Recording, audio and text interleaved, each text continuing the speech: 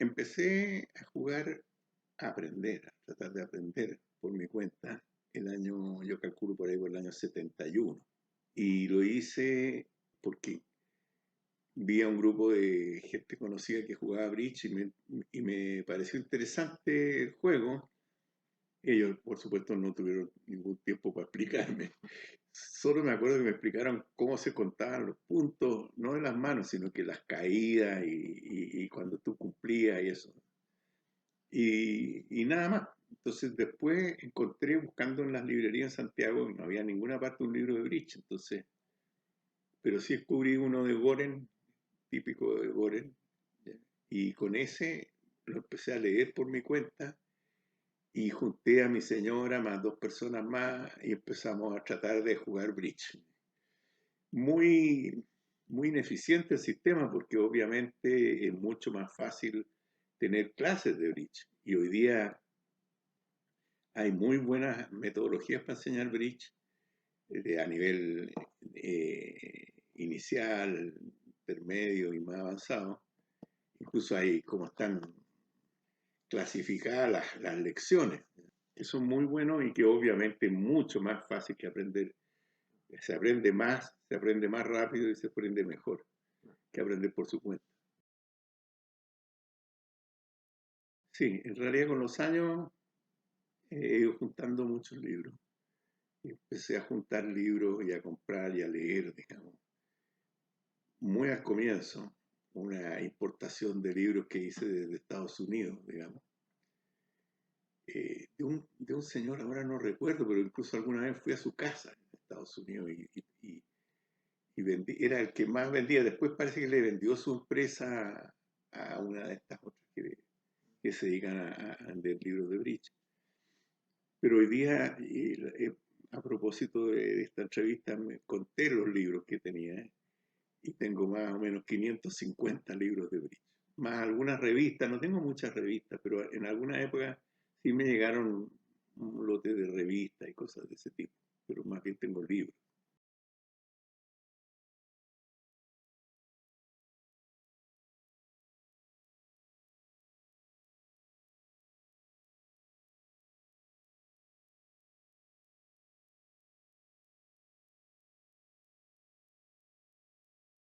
Bueno, yo te diría, digamos que tengo varios, ¿ya?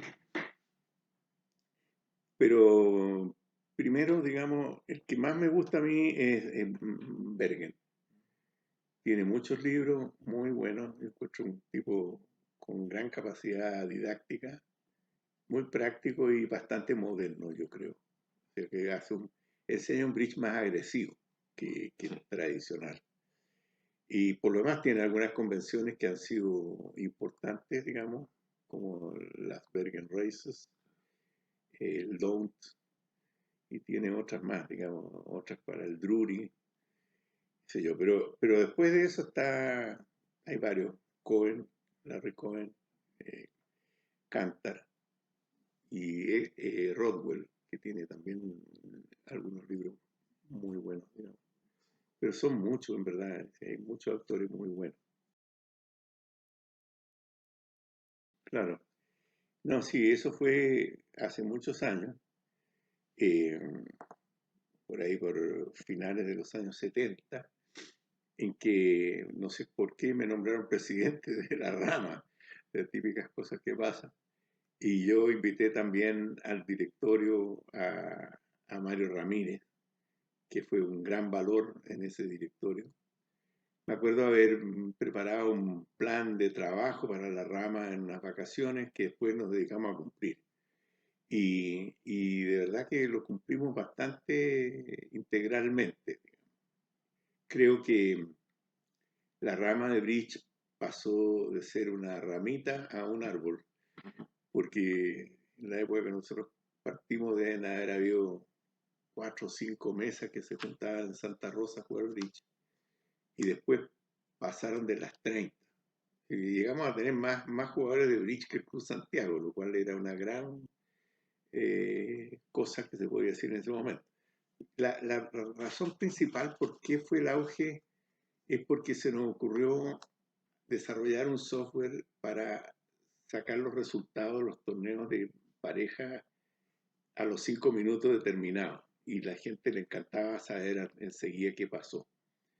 Y eso lo hizo un amigo, compañero de curso de ingeniería, Adolfo Valle, que desgraciadamente falleció, y que sin saber nada de bridge desarrolló el software para un computador. En esa época no existían los laptops, por lo tanto había que usar uno de los computadores grandes, digamos, en este caso el de la Escuela de Ingeniería de la Católica.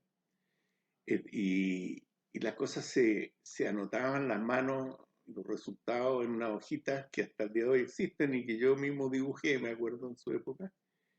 Y esas se digitaban, una vez que se terminaba cada rueda, se digitaba la última rueda y se enviaba todo al computador que estaba ubicado en San Joaquín. Y ahí Adolfo Valle lo procesaba rápidamente, porque el computador se demoraba muy poco, y lo mandaba de vuelta por teléfono a una impresora.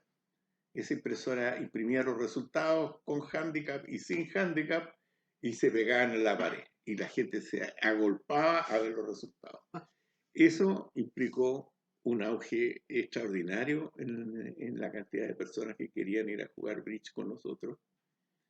Y por lo tanto, yo creo honestamente que debe ser la primera vez que se hizo algo así en el mundo, porque era difícil que alguien procesara esto en un computador grande. Después, claro, aparecieron los laptops y ahí desarrollaron este mismo software y se masificó la posibilidad de sacar los resultados de inmediato, ¿ya? Por lo tanto, pero creo que es un mérito para el bridge chileno haber desarrollado esto antes que en otras partes, digamos. En esa época se tardaba más de un día, algunas veces, o un día en Claro, tener los resultados y había que hacerlos a mano. exactamente. Y a nosotros nos entregaron, veíamos los resultados la semana siguiente, Sí, porque no se claro. publicaban, Sí, digamos, sino que cuando iba a jugar bridge la próxima vez, ahí veía los claro. resultados de la sesión anterior. Bueno, fuera de eso, hicimos clases de bridge. Mario organizó los cursos de bridge, organizó también el torneo en que se invitaba a gente muy destacada de otros países que hoy día lo ha continuado el Club Santiago. Se hizo por varios años en la Católica, hicimos incluso algunos campeonatos de bridge entre clubes, de equipos entre clubes. Hicimos hartas cosas, digamos, para el poco tiempo que tuvimos. Tradujimos algunas cosas, yo me acuerdo, tradujimos un libro de salidas al español, porque no habían libros de bridge Claro. en esa época, acá en Santiago. Qué Así que bueno. estoy muy contento de lo que pudimos hacer y creo que fue para la época Un boom. una cosa importante. Claro. Qué bueno. Mira, a mí me gusta mucho jugar los torneos que se hacen en la brisa. Es un torneo social, muy agradable, es que va mucha gente, digamos, a jugar.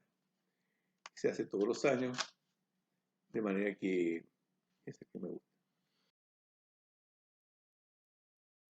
Bueno, hay varias que son muy importantes, pero yo creo que el doble informativo es una muy importante porque muestra la estructura de la mano y la fuerza que tiene. Y le deja al partner toda la información necesaria para complementar ese remate. Sí me doy cuenta que hay muchas personas que después que el partner remata, cuando le toca redeclarar al que dobló, que hasta ahí llegan, ¿no?, al conocimiento y se equivocan mucho con eso. Después, la otra que yo encuentro muy importante también son los transfers. Obviamente son importantes. Y cuando dices transfer, ¿te refieres a los transfers sobre sin triunfo o los transfers también, por ejemplo, sobre un trébol? Todos los transfers sobre sin triunfos principalmente, sobre un trébol no. Me gusta más el carteo básicamente porque es una cosa que depende más de uno. La defensa es entretenida, pero necesita un partner, digamos. Si no tiene un partner que se entienda, es muy difícil defender. Y lo mismo pasa con la declaración. Necesitas tener un partner que conozcan más o menos el mismo sistema que tú quieres jugar. Entonces, en cambio, el carteo sí depende de uno. ¿Sí? Ahora, ¿es difícil? Sí. O sea, es curioso porque creo que es más difícil el carteo sin triunfo, pero es más fácil de aprender el carteo sin triunfo, porque tiene menos alternativas. El carteo a palo tiene más alternativas y por eso cuesta más aprenderlo. Pero cumplir los remates sin triunfo es más difícil, sobre todo un sin triunfo. Bueno, lo primero es que tengan un sistema bien conocido entre los dos y que practiquen ese sistema con la mayor frecuencia posible. Lo segundo, creo que siempre es importante tomar clases de bridge como pareja, digamos, que le enseñen a ambos, sobre todo aquellas cosas en las cuales tiene que haber un entendimiento entre la pareja, que entiendan muy bien cómo actuar ante los distintos remates que requieren entenderse. Por ejemplo, en la defensa. Si la defensa, si no se entiende lo que dice la pareja, es muy difícil hacer una buena defensa. Y bueno, yo diría que eso es lo más importante para mí. Mira, yo veo lo que pasa en muchos deportes y la única forma real de mejorar el nivel es generar una mayor cantidad de personas que jueguen este deporte y en lo posible personas jóvenes que aprendan sin vicios desde muy temprana edad cómo se debe jugar. Si hay una gran cantidad de jugadores, van a aparecer aquellos que tienen ventajas especiales, digamos, que se requieren para ser un buen jugador de bridge.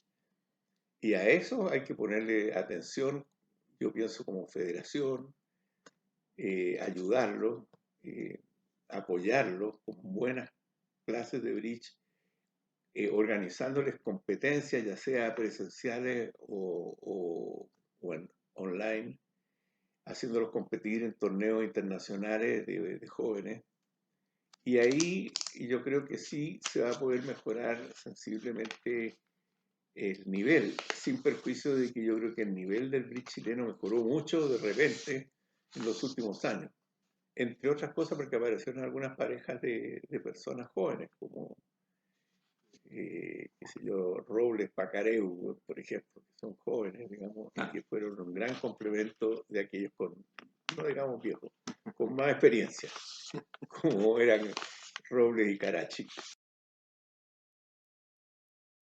Mira, bueno, en primer lugar, el fútbol es un deporte que lleva demasiados años y que está inserto en lo que a la gente le gusta, a una gran mayoría.